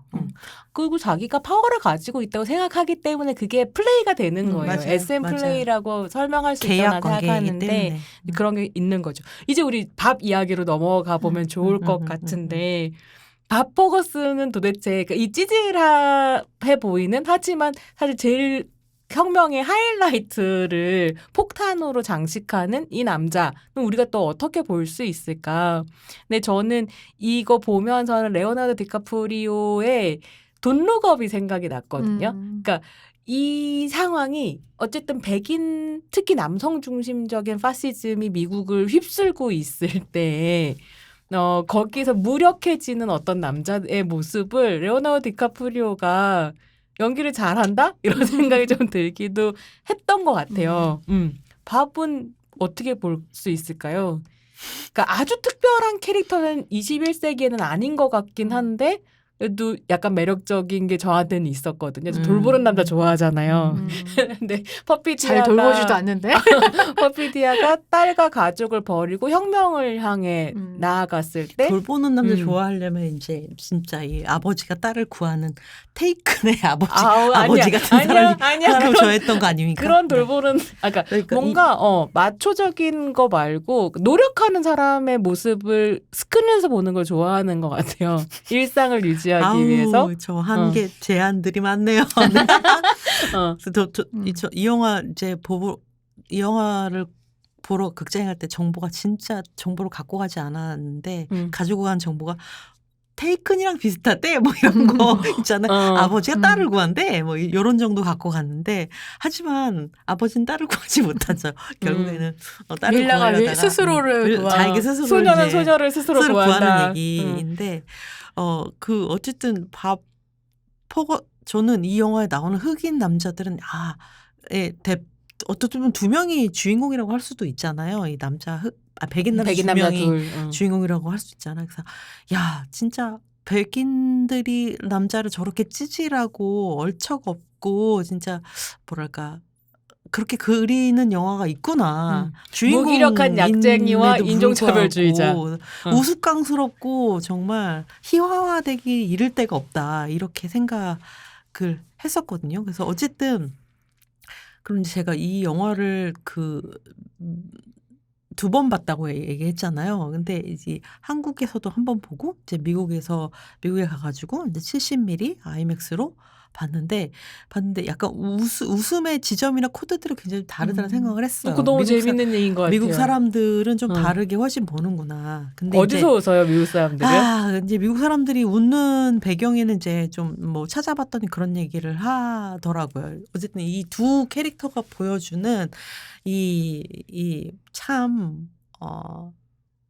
지금 미국 사회에서 보여지는 이 허탈함이라든지 백인 남성들이 갖고 있는 어떤 비판받아야 할 지점들을 그대로 참 희화화해서 노출하고 있는 블랙 코미디이기 때문에 참 씁쓸한 상황에서 웃을 수밖에 없는 상황들이라고 하더라고요. 그리고 이제 디카프리오 같은 경우가 저는 이제 디카프리오 캐릭터가 재밌다고 생각했던 게 뭐냐면 다른 이 프렌치 75에 등장하는 다른 캐릭터들과는 달리 디카프리오 같은 경우는 그렇게 이 혁명에 해야 할 동기가 없어. 이유가 뭔지 잘 모르겠고. 퍼피디아밖에 없어. 퍼피디아밖에. 왜 때문에 여기 있는지를 도저히 파악할 수가 없다. 잘하지도 못하고 그러다 나중에 아기가 생겼더니 아기를 돌봐야 된다고 계속 주장을 하고 있고 그래서 그 이유를 잘 알지 못하겠다라고 처음에 생각을 했는데 근데 한편으로 생각할 때는 그러니까 혁명이나 아니면 액티비스트 단체나 아니면 테러든 전쟁이든 이런 데 연루돼 있는 모든 사람들이 모두 다 아주 위대한 동기를 가지고 참여하는 것은 아닐지도 모른다. 우연히 연루될 수가 있고 각자 다른 이유로 뭐 경제적인 이유로든 사회적인 이유로든 인간관계 때문이든 그렇게 연루될 수도 있구나라는 생각을 좀 했던 것 같아요. 내가 만약에 실제로 그런 상황이 있다면 나도 우연적으로 혁명단의 일원이 되었다면 나는 무슨 아주 위대한 목표가 있어서 그것에 연루되지 않았을 수도 있다라는 생각을 하면서 그렇게 연루된 사람들이 어떻게 혁명이라고 하는 것들에 참여하고 진행하고 있는가를 굉장히 잘 보여줬다. 찌질하지만 잘 보여줬다. 그런 생각을 했거든요.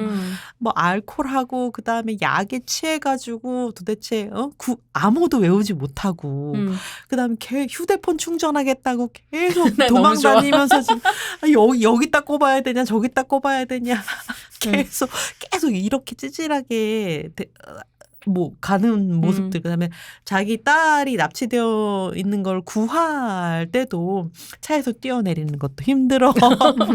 건물에서도 떨어지잖아. 도망가다가 잘 이렇게 어렵게 이제 도망가는 루트를 만들어 줬는데도 얼척없이 너무 힘들어가지고 체포당해. 그리고 또 그 자기 딸이 납치되어 있는 차도 못 알아봐. 제대로 못 알아봐가지고 엉뚱한 차 쫓아가 이런 것들을 보면서 참 혁명이라고 하는 게 참 모든 게 우리가 늘 볼 때는 특별한 목적을 가지고 있고 그다음에 뭔가 마음가짐이라고 하는 게 뭐 민족주의든 아니면 자유에 대한 갈망이든 뭐 이런 것들을 갖고 있기도 하지만 그렇지 않은 인물들이 어떻게 이런 것들을 수행해 나가는가를 참 찌질한 사람을 통해서 잘 보여줬다라는 생각을 되게 많이 했던 것 같아요. 결국에는 자기 딸도 구해내기 어려운 상황이라고 하는 혁명가라고 하는 사람들도 이런 모습을 갖고 있다. 하지만 혁명에 대한 의지는 또 남들 못지 않다. 또 이런 생각을 했던 것 같아요. 재밌는 캐릭터였다.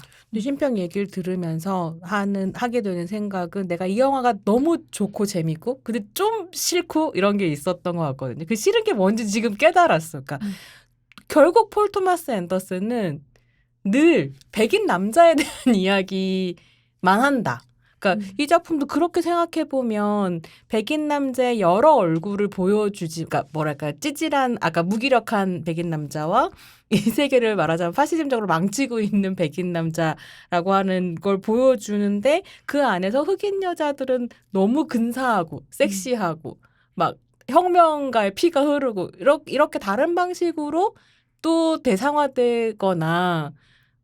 뭐가 NPC처럼 그려지나? 물론 이렇게 얘기할 수 없지만 NPC처럼은 아닌 것 같아요. 워낙 훨씬, 캐릭터화를 잘해서 잘 만들었는데 근데 좀 그러면 백인 여성과 흑인 남성은 이 영화에서 어디로 사라졌나? 이런 생각은 또 좀 들기도 하고 근데 이제 손평이 아까 돌보는 남자를 좋아한다고 했는데 돌보는 남자라고? 돌봄 받는 남자 아니야? 손이 많이 가. 손이 많이 가. 많이 가. 아니, 끊임없이 돌봄을 받는 남자 아니야? 상호 돌보는 거죠. 상호 돌보를 하려고 하기에는 어쨌든 16살까지 같이 살았잖아. 계속 딸이 계속 체크하잖아요. 술 먹었냐 안 먹었냐 음주운전 했냐 안 했냐. 그래서 돌봄을 받잖아. 그리고 끝까지 그 누구야 그 동료였던 그 흑인 여성들 비버 수녀를 비롯해서 이 사람들의 돌봄을 받지 않나. 델트로의 베네치오 델트로의 얘가 연기한 센세이한테 계속 돌봄을 받는 이 남자가 참 사랑스럽게 잘 그렸다. 저는 그런 생각을 하긴 했었던 것 같아요. 그러니까 저는 이제 그냥 폴 토마스 앤더슨의 영화에 대해서 사실 아무런 어떤 선호나 어떤 불호가 없었거든요. 그냥 영화를 잘 만드는 사람 정도, 연출을 잘하는 사람 정도, 뭐 이런 정도로만 사실 이제 기억하고 있었기 때문에. 어떤 면에서 이제 이 영화는 봐야 되기 때문에 봐야 됐던 것 같아요. 근데 이제 레오나르도 디카프리오에 대해서도 마찬가지. 뭐 전혀 뭐 좋아하거나 안 좋아하거나 그냥 나오는구나. 뭐 이런 정도인데 이 영화에서 뭐 얘기한 것처럼 사실 되게 사랑스럽다는 느낌을 받게 그렸다. 왜냐하면 되게 소시민의 지금 얘기한 것처럼 오히려 혁명적인 어떤 목적을 갖고 있지 않고 야심을 갖고 있지 않기 때문에 누구나 편안하게 받아들일 수 있는 소시민이란 말이에요. 이 사람은. 이 소시민 백인 남성 그리고 되게 서투르고 늘 실수가 있고 그다음에 근데도 악하지 않고 폭력적 심지어 폭탄을 만들어서 막 터트렸는데도 우리가 폭력적이지 않다라고 느끼게 만드는 실제로 되게 폭력적인 사람을 얼마나 많이 죽였을 거야. 실제로는 사람을 죽인 건 얘였겠지. 밥 퍼거슨이. 그럼요. 그래서 재준 거지. 이 사람을 이렇게 사랑스럽게 만드는 건 정말 연출력과 연기력이 어마어마하다. 그리고 저는 그 체크무늬 가운 있잖아요. 그 너무 귀여웠긴 한 거야. 도망칠 때. 그래서 그런 부분들은 왜 이렇게 사랑스럽게 그렸을까? 그러니까 분명히 풍자하고 조롱하는 게 맞는데 맞죠. 왜 이렇게 사랑스럽게 그렸을까? 결국은 그것에 대한 연민과 혁명 세대에 대한 연민과 존중 이런 것들이 분명히 이 영화 안에 있다. 뭐 회의하면서 손평이 그런 얘기를 했는데 결국은 그 다음 혁명 세대를 키워내지 않았냐 돌봄이라고 이야기했던 뭐 이런 얘기를 하면서 아마 그게 사실 저는 폴 토마스 앤더슨의 정확한 그 의도를 거다. 정확하게 읽어낸 것 같아요. 제가 마음에 들지 않아서일 뿐이지 되게 정확하게 읽어낸 것 같고 오히려 반대로 이 사람은 뭐 별거 한 것도 없는데 애 하나 키웠을 뿐인데 이렇게 사랑스럽게 여겨지는 반면에 오히려 여기에서 되게 소수자라고 일컬어지는 사람들. 그러니까 페퍼디아도 마찬가지고 커피디아. 포피디아도 마찬가지고 그다음에 여기에서 윌라의 전화번호를 유일하게 가르쳐준 젠더키어 넘바이너리 친구. 그다음에 이 누구야? 그 윌라를 납치했다가 다시 또 마음을 바꿔먹고 도와준 그 인디언이네. 혼혈. 선주민 혼혈. 이 사람들은 계속해서 변덕스러워요. 그러니까 되게 계속해서 뭐 이쪽에 붙든 저쪽에 붙든 어쨌든 되게 변덕스러움을 가지고 있단 말이에요. 근데 이게 입체적으로 느껴진다기보다는 뭔가 변덕스럽다고 여겨져. 근데 이 누구야? 레오나르도 디카프리오 밥은 굉장히 어떤 면에서는 뭐 하지도 않았는데 오히려 액션을 하지 않기 때문에 일관성을 갖고 있고 그래서 우리가 쉽게 되게 동일시할 수 있는 그런 어떤 캐릭터다라는 생각이 들면서 이 변덕스러움은 뭘까? 그러니까 뭐 그것이 딱 나쁘다기보다는 오히려 그게 되게 입체적이고 굉장히 흥미롭게 만들고 당연히 뭐 그렇게 변덕스러울 수 있지. 내가 갖고 있는 어떤 환경이라든가 압박을 더 받을 수도 있고 뭐 그들 모두 다 소수자들 친구들이 모두 다 소수자들이었지만 뭐 그랬을 수는 있긴 한데 좀 재밌다 이런 생각은 들긴 하는 것 같아요. 심지어 퍼피디아는 이름도 스페인어로 배신 이런 이름이거든요. 이름 자체부터 그쵸. 배신자야. 이미 너무 배신하죠. 사실 깜짝 놀라서 저는 그 부분이 제일 반전이었던 것 같아요. 그게 쉽게 조직원들을 다 건네줘버리고. 사실 잘 설명이 안 되는 부분 중에 하나잖아요. 그러니까. 그런 혁명가가 정말 자기만 살기 위해서 그렇게 이 동료들의 이름을 그렇게 하나하나 다 불었다고? 그거랑 그리고 멕시코로 넘어갔잖아요. 그리고 그 이후를 우리가 잘 모르고 있잖아요. 쿠바 이런 데 등장하고 등장을 했지만 그래서 어떤 이 영화 끝나면 어떤 생각이 들었냐면 설마 이탄? 아니야. 설마 이탄? 이런 생각이 제가 들었던 것 같아요. 근데 그러니까 나는 워낙에 이제 폴 토마스 앤더슨 작품을 좋아했었는데 매그놀리아랑 펀치 드렁크 러브랑 마스터랑 데어 윌 비 블러드까지 쭉 보면서 사실 내가 최근 작을 한두 편 정도 안 봤어요. 안 봤었던 되게 중요한 이유는 마스터랑 데어 윌 비 블러드까지 보고 나니까 어떤 깨달음이 있었냐면 그러니까 유해한 남성성이라고 하는 것, 그 톡식 매스큘리니티를 매그놀리아랑 펀치 드렁크 러브까지는 비판적으로 보면서 캐릭터들을 사랑스럽게 만들었다라고 좀 생각했었던 것 같아요. 그게 되게 좋아하는 부분이었고, 그러니까 매그놀리아의 톰 크루즈가 연기하는 신남성주의 스피커라든지 아니면 펀치 드렁크 러브의 아담 샌들러가 연기하는 자기의 폭력성을 주체하지 못하지만 아주 순정한 사랑을 하는 그 캐릭터라든지 되게 좋았는데 마스터나 이런 데로 넘어가게 되면 그 폭력적인 남성성이라는 거에 대해서 끊임없이 익스큐즈를 만들어주거든요. 그럴 수밖에 없었고 하지만 연민할 수 있고 사랑할 수 있는 사람이라는. 근데 그런 남성 캐릭터에 대한 이해가 이 작품까지 이어지고 있다고 한다면 사실은 그러니까 여성 캐릭터 혹은 소수자 캐릭터의 입체성이라기보다는 변덕으로 그린 게 맞을 수도 있겠다.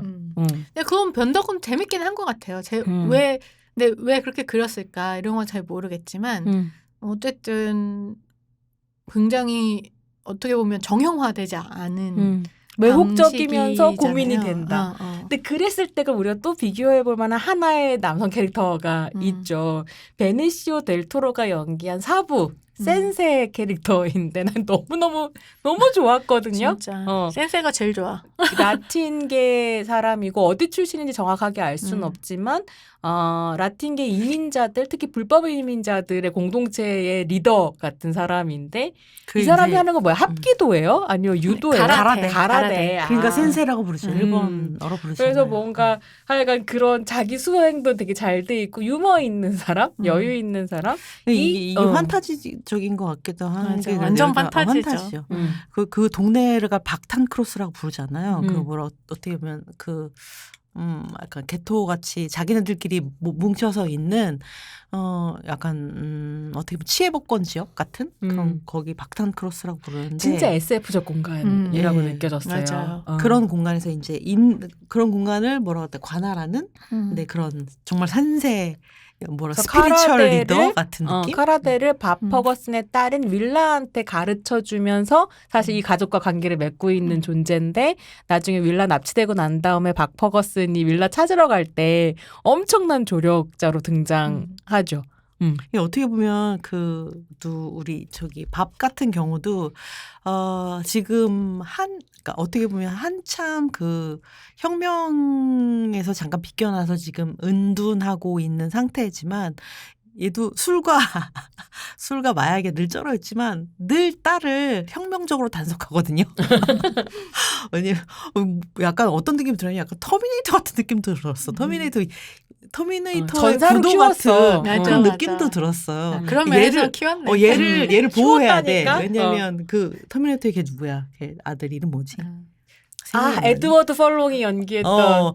얘가 미래 굉장히 중요한 지저스 같은 인물이기 때문에 키워나는 것 약간 그런 미션을 받은 느낌도 한편으로는 받았거든요. 공동체가 만들어낸 아이. 근데 얘 약간 어떻게 되면 밥 같은 경우도 온몸이 낫다. 뭔가 정신이 쩔어 있지만 희한하게도 알 수 없는 어떤 의지가 계속 이렇게 딸을 혁명적으로 늘 간수하면서 그리고 들었던 모든 것들을 다 전해주잖아요. 어쨌든 자기가 아는 모든 정보라든 자기가 아는 한에서는 다 가르쳐줘. 아는 게 많지 않아서 그렇지. 다 알려주고 조심해야 되는 것이 어떤 점이고 그다음에 네가 누구를 만났을 때는 100% 믿을 수 있다라고 하는 걸 다 알려주긴 하잖아요.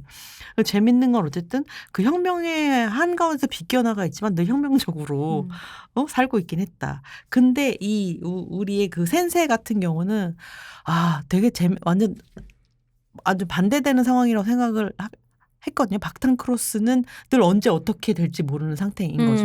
굉장히 개토로 있긴 하지만 늘 주목을 받고 있고 어떻게 보면 탄탄한 경계 밖을 늘 주시해야 되는 상태잖아요. 어떻게 보면 일상을 굉장히 혁명을 일상적으로 하고 있는 상태라는 생각이 들었어요. 그리고 그냥 지나가면서 맥주 마시면서 계속 자기 아내인지가 아니면 박탄 크로스를 관리하는 사람들인지 모르겠는 여성들에게 그냥 늘 알지 어떻게 행동하는지 알지 이렇게 하면서 그 상황을 다 컨트롤하는 다 몸에 다 입력되어 있는 어떤 프로토콜을 그냥 그대로 다 하잖아요.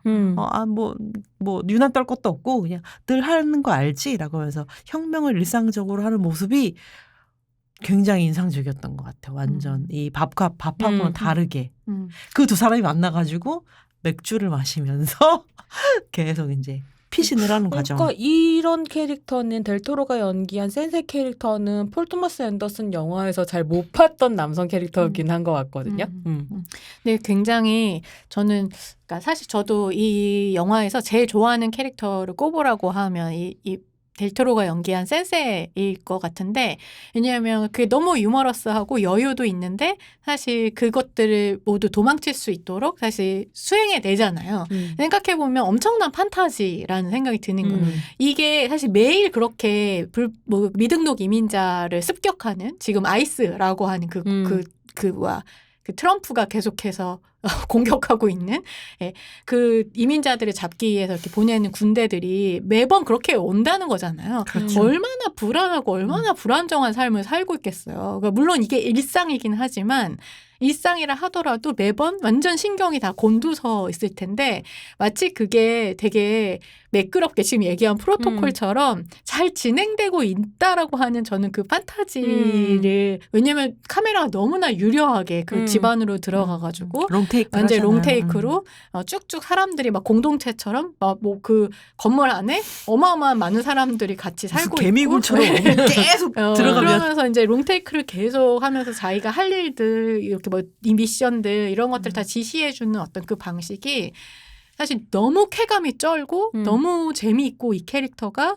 그 영화 미학이 정말 어마어마하게 저에게 막 진짜 아드레날린을 솟구치게 함에도 불구하고 다시 생각해보면 얼마나 불안정하고 얼마나 신경이 날카로운 장면이고 사실 누군가는 얼마나 잡혀가는 상황일까라고 하는 걸 다시 생각해 보면 이걸 내가 즐기는 게 맞나? 또 이런 생각이 또 한편으로는 되게 들었던 것 같아요. 근데 델테로는 지금 얘기한 것처럼 사실 그 프렌치 75가 15년 전에 폭탄까지 터뜨리면서 탈출시켰던 그 일을 일상적으로 하고 있는, 사실 어떻게 보면 당사자들의 당사자들은 너네가 그렇게 막 난리 부르스 치고 무슨 암호 외우고 뭐 폭탄 터뜨리고 하는 일들을 우린 사실 몇십 년 전부터 하고 있었다. 커뮤니티에서 일상적으로 하고 있어.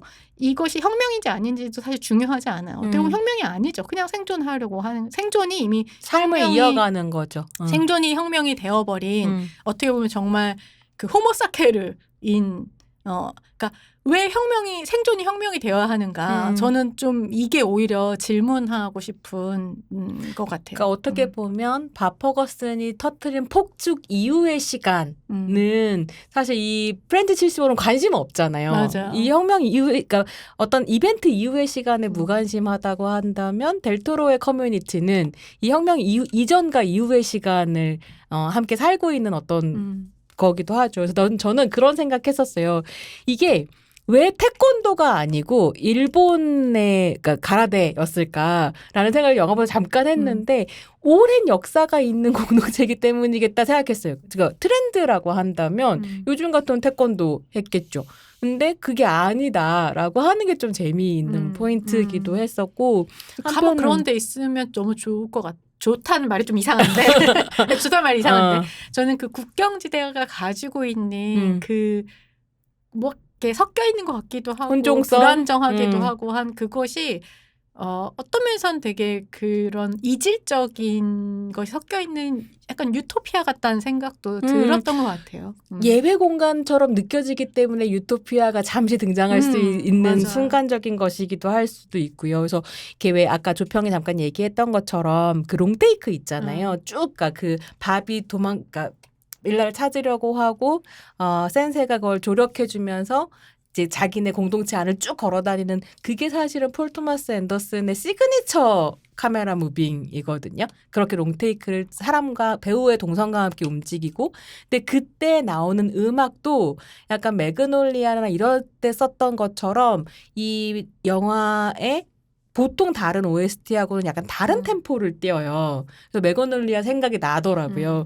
그래서 이 장면, 이 라틴계 커뮤니티를 그리는 장면이 어쩌면 폴 토마스 앤더슨이 제일 그리고 싶었었던 것일 수도 있지 않나? 뭐 이런 생각을 하면서 이제 팬으로서는 영화를 좀 봤었던 것 같아요. 그래서 그 장면 되게 좋았다.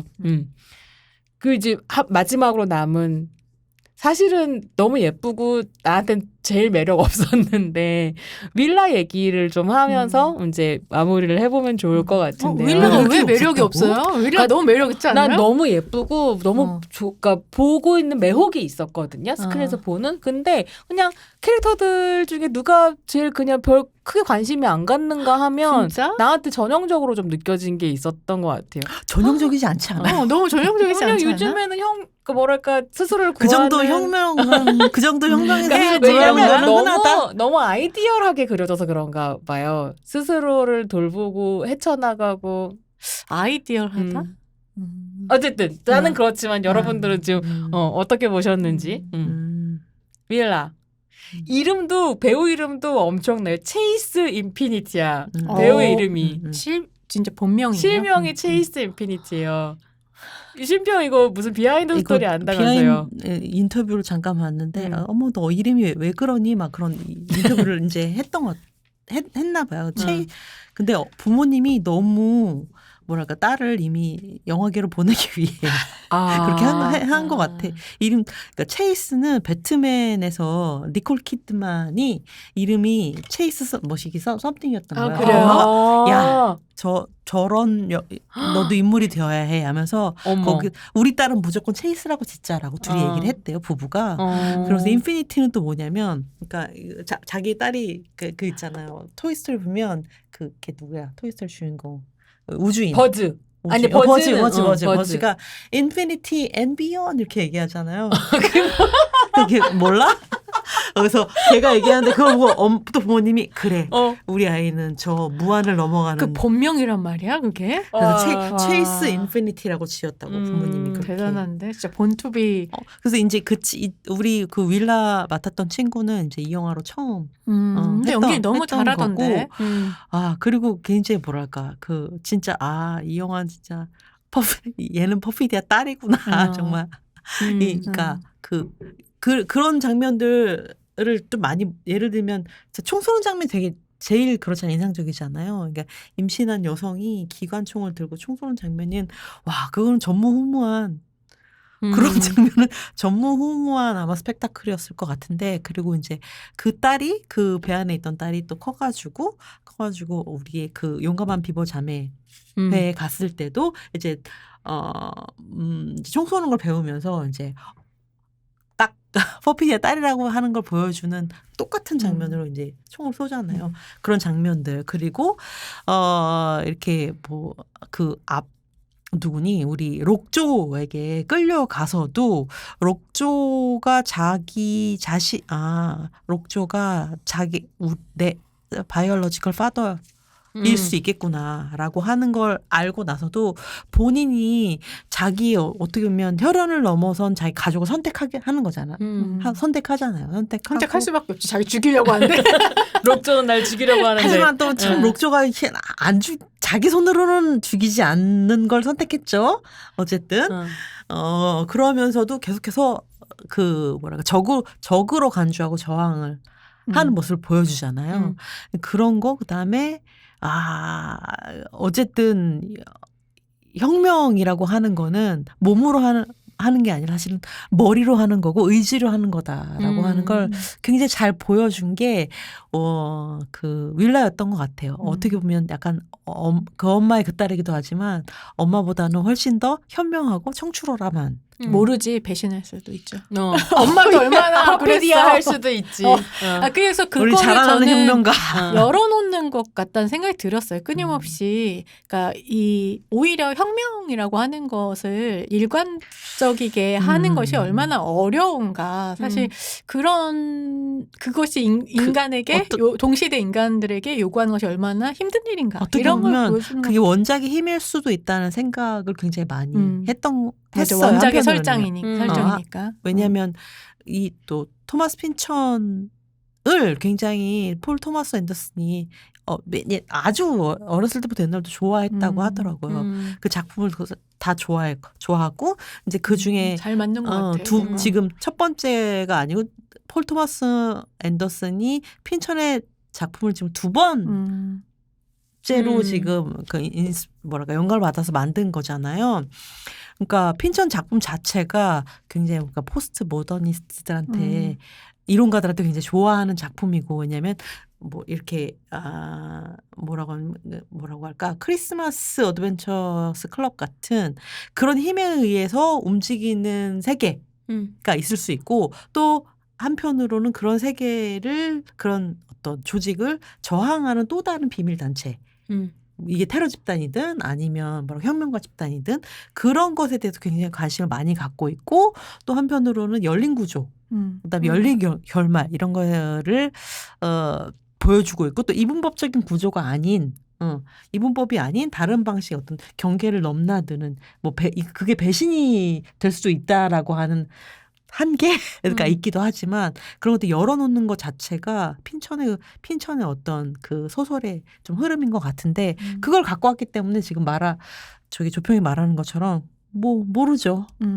퍼피디아도 레드이었던 것처럼. 어떨지 근데 신평 얘기를 듣다 보니까 그러니까 아까 조평이 얘기했던 것처럼 이 영화의 세계는 마가와 안티파라고 하는 이분법적인 세계 현실이 사실 그렇게 되고 있기도 하니까 그런 세계를 배경으로 하고 있지만 그 이분법을 이렇게 흐려가는 라틴계 커뮤니티의 이미지라든지 아니면 유토피아적인 찰나라든지 이런 것들을 좀 보여주고 싶었었던 거 아닐까? 이분법을 근데 오히려 퍼피디아가 그걸 흐트리는 사람이란 생각도 전 드는 것 같아요. 그러니까 이게 이쪽으로 넘어가든 저쪽으로 넘어가든 간에 계속 지금 얘기한 이분법이라고 하는 그러니까 너무 이쪽 세력이 그런 방식으로 나오니까 여기도 되게 원초적으로 갈 수밖에 없는, 그러니까 뭐 뭔가 세부적인 전략이라든가 다른 어떤 뭐 노선 경쟁이라든가 아니면 우리가 어떻게 이 세계를 만들어 갈 건지에서 논의를 하기보다는 당장 이 인종주의 파시즘이라고 하는 것을 어떻게 무너뜨릴 것인가, 저항할 것인가에 힘쓸 수밖에 없는 상황 속에서 오히려 되게 다른 움직임을 보여준다는 생각은 드는 것 같아요. 그것이 뭐 배신이든 뭐 우리라고 칭하는 쪽의 배신이든 변덕이든 간에 결국은 그걸 흐리는 사람들은 소수자라는 생각은 좀 들기는 하고 윌라 같은 경우에 저는 어쨌든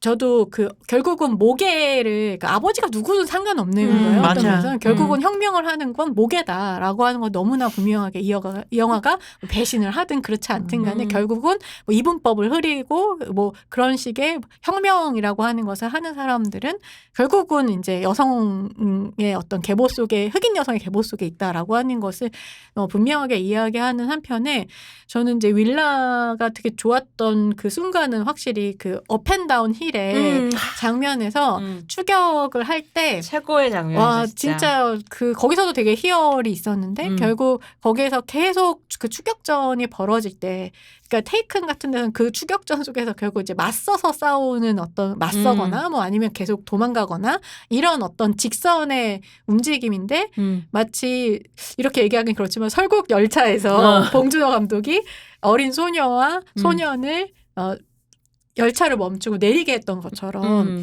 이 윌라가 멈추고 내리잖아요. 내려서 얘를 기다리면서 카체이싱 하다가 멈추죠. 카체이싱 뒤에서 쫓아오는 그 크리스마스 모험가 클럽인가 어쩐가 스미스 씨. 네, 스미스 씨가 계속 죽이려고 마지막까지 죽이려고 쫓아오는 그 가운데 그 업앤다운이라서 보이기도 하고 안 보이기도 하고 계속 왔다 갔다 하는 그런 굉장히 긴 사막 도로 안에서 중간에 결국은 멈춰야 속도를 바꿔야 되는 어떤 상황이 있어야만 이것을 그게 뭐 작은 혁명이든 큰 혁명이든 무언가를 변화시킬 수 있다는 거를 너무나 물리적으로 은유적으로 체감하게 만들었던 것 같아요. 그러면서도 되게 애 같은 데가 있잖아요. 그러니까 저는 아이디얼하지 않다고 생각하는 게 전화기를 결국은 숨겨놓은 도망칠 때 그렇게 전화기 갖지 말라고 아빠 그랬는데 전화기 핸드폰을 가지고 있어가지고 뭐 이런 부분 마지막에 아빠를 확인하지 못한 채 막 울고 있는 그 무서운 장면, 이런 것들은 되게 10대를 너무 잘 묘사한 어떤 장면 같아서 저한테는 좀 생각보다 되게 생생한 캐릭터, 입체적인 캐릭터였던 것 같아요. 그럼 어쨌든 저는 뭐랄까 이 친구가 어쨌든 혁명가의 기질을 타고났다라고 생각하는 것 중에 하나가 뭐였냐면, 그리고 이제 지금 누구도 부정할 수 없는 어마어마한 그 카체이싱을 마무리하고서 어떻게 보면 아빠, 어쨌든 자기가 아빠라고 생각하는 밥이 등장했잖아요. 근데도 그 밥한테도 암호를 또 요구하잖아요. 전 그 장면이 되게 좋았어요. 그러니까 아무도 믿지 않고 지금 이 상황에서는 나를 16년 키웠던 아빠도 그리고 이 모든 상황을 나에게 이야기해주지 않은 이유가 무엇일까? 내가 아직 알지 못한 진실이 무엇일까라고 하는 걸 자기가 컨트롤하고 확인하고 싶었던 거잖아요. 그래서 아빠에게 암호를 요구하잖아요. 그 장면이 되게 이 친구가 혁명가로서의 자질을 갖고 있다. 16년간 나를 키워준 사람도 나는 의심해야 한다. 할 수 있다라고 하는 걸 보여줬던 게 굉장히 큰 도전이었다고 생각하거든요. 그 자체가. 그 장면이 되게 재미가 있었어요. 그래서. 그러니까 그쵸. 1부와 2부로 나눈다고 한다면 2부의 주인공은 확연히 윌라였던 것 같기도 하고, 나는 그게 좀 재밌었어요. 그러니까 꼭 프롬 날로 그 날을 설정해서 프롬 의상을 배우에게 입히고 싶었을 것이다. 그 배우의 매혹적인 부분, 매력을 극대화시키기 위해서 뭐 이런 생각들을 좀 하면서 10대 여자애 같은 그러니까 이게 너무 퍼피디아 같은 혁명가라면 아까 얘기했던 아이디어라면 사실 재미가 없잖아요, 캐릭터가. 그러니까 되게 일반적인 10대 여자애의 느낌을 저는 내고 싶었던 것 같아요, 분명히. 아이고 프롬에 그래도 가죽 잠바 입고 가는 듣고 보니 아이디어한 캐릭터는 아니었던 것 같다. 또 듣고 보니 나도 뭐 좋은 것 같다. 네. 네. 이렇게 해서 우리 좀 그래도 또 할 얘기를 이렇게 많이 못했네요.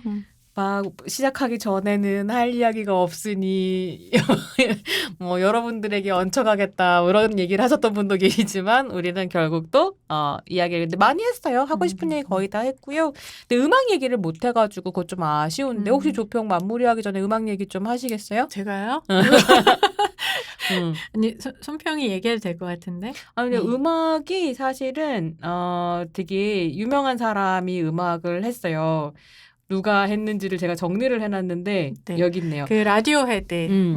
음악 감독이 조니 그린우드고요. 라디오헤드 기타리스트고 키보드 한 사람으로 굉장히 유명한데 폴 토마스 앤더슨이랑 영화 음악을 좀 같이 했어요. 팬텀 스레드랑 마스터, 데어 베이비 블러드 같은 작품들을 했고 그래서 아마 작품 세계에 대한 이해가 깊었을 것 같고 그래서 이 작품의 템포라든지 깊이라든지 그러니까 뭐랄까 그 스크린에서 보여주는 어떤 깊이 같은 것들을 음악으로 충분히 잘 그려줬다. 그 롱테이크의 음악들은 진짜 대단하죠. 저는 진짜 그 멜로디가 아니라 그 으태어 어떻게 이 사람이 움직이는지 어떻게 이 사람이 어떤 속도로 내가 어떻게 실수하는지를 음악으로 진짜 설명을 해주거든요. 그게 진짜 너무 좋았던 것 같아요. 음악을 그 음악 감독도 좋은 사람이 붙었지만 폴 토마스 앤더슨 자체가 음악에 대한 이해가 조예도 깊고 이해도 깊고 한 것 같다는 생각을 작품을 보면 늘 하죠. 음악 얘기하니까 마지막으로 좀 정리를 하면 사실 이 영화에 등장하는 그 여성 캐릭터들뿐만이 아니라 그러니까 프렌치 75들이랑 그다음에 이 혁명가들에 등장하는 사람들이 상당히 많이 이제 힙합 씬이라든지 미국 음악에서 하는 그 뭐 레지나 홀드 테아나 테일러도 그렇고 퍼피디아 연기한 네, 그 친구도 그렇고 그다음에 그 정글 푸시로 등장하는 실제로 정글 푸시라는 이름으로 활동하는 아티스트이기도 해요. 그래서 그런 여성 그 씬에서 뭐 힙합이라든지 그 아티스트들을 다 데려고 와서 하기를 또 했고 그다음에 이제 되게 재미있는 것 중에 하나가 뭐냐면, 그러니까 자기 이름을 가지고 이제 정글 푸시라는 이름을 가지고 이제 막 저기 하잖아요. 그 은행 털잖아요. 그런 장면을 막 보여주면서 결국엔 이제 정글 푸시는 영화에서 죽은 걸로 등장을 하긴 하지만, 그리고 우리 주인공 퍼피디아가 그래서 이제 잡혀가지고 증인보호 프로그램에 들어가가지고 이제 집에 갇혀 있잖아요. 그리고 거기서 도망 나오면서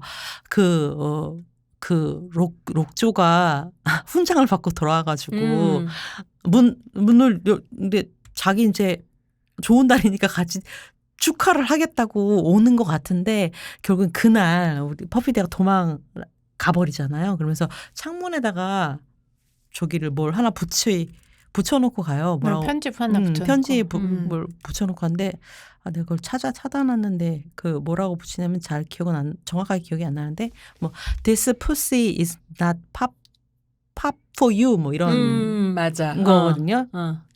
그 대사 자체가 그러니까 돌라 번역을 설명하면 그러니까 어쨌든 나의 그 성기는 너를 위해서는 어째 봉사하거나 뭐 그러진 않을 거다. 그러니까 난 떠나겠다. 난 떠나겠다 이런 얘기잖아요. 그 가사 자체가 그 정글 푸시 노래에 있는 가사를 그대로 가져와 가지고 폴 토마스 앤더슨이 썼다고 하더라고요. 그러니까 이제 우리 그 음악에 대한 조예나 음악계에 대한 그리고 이 특히 흑인 그 여성 아티스트들이 그 힙합 씬에서 힙합 씬 자체가 굉장히 남성 중심적이고 그렇잖아요. 거기에서 살아남은 여성들의 이야기를 굉장히 이 영화에 잘 녹이고 싶어 했다라고 하더라고요. 그것까지 같이 보시면 되게 좋을 것 같아요. 네. 이제 마무리를 할까요? 더 하고 싶으신 얘기 괜찮아요? 오늘 여기에서 이쯤에서 여러분들 또 영화 어떻게 보셨는지 저희한테 나눠주시고요. 이후에 또 얘기할 기회가 없겠죠? 왜 없어? 나눠주시면 저희 또 안부 전할 때 같이 이야기 나누고 하겠습니다. 오늘 여기까지 하고요. 팟캐스트 38페이지는 팟빵, 아이튠즈에서 만나보실 수 있습니다. 또 유튜브 프로젝트 38을 검색하시면 녹음실에서 웃고 떠드는 손조심 모습까지 보실 수 있고요. 각각 편한 플랫폼에서 좋아요, 댓글, 구독, 알림 설정 해주시기 바랍니다. 손조심에게 힘을 주고 싶으신 분들은요. 팟빵에서 에피소드 후원이나 정기 후원을 하실 수 있습니다. 또 38페이지에 광고하고 싶으시거나 협업을 원하시는 분들은 이메일 o.project38@gmail.com으로 연락 주시기를 바랍니다. 흘려보낸 페이지 속 어딘가에 머물러 함께 들여다보고 생각하고 나누는 시간 38페이지. 지금까지 조 심이었습니다. 안녕.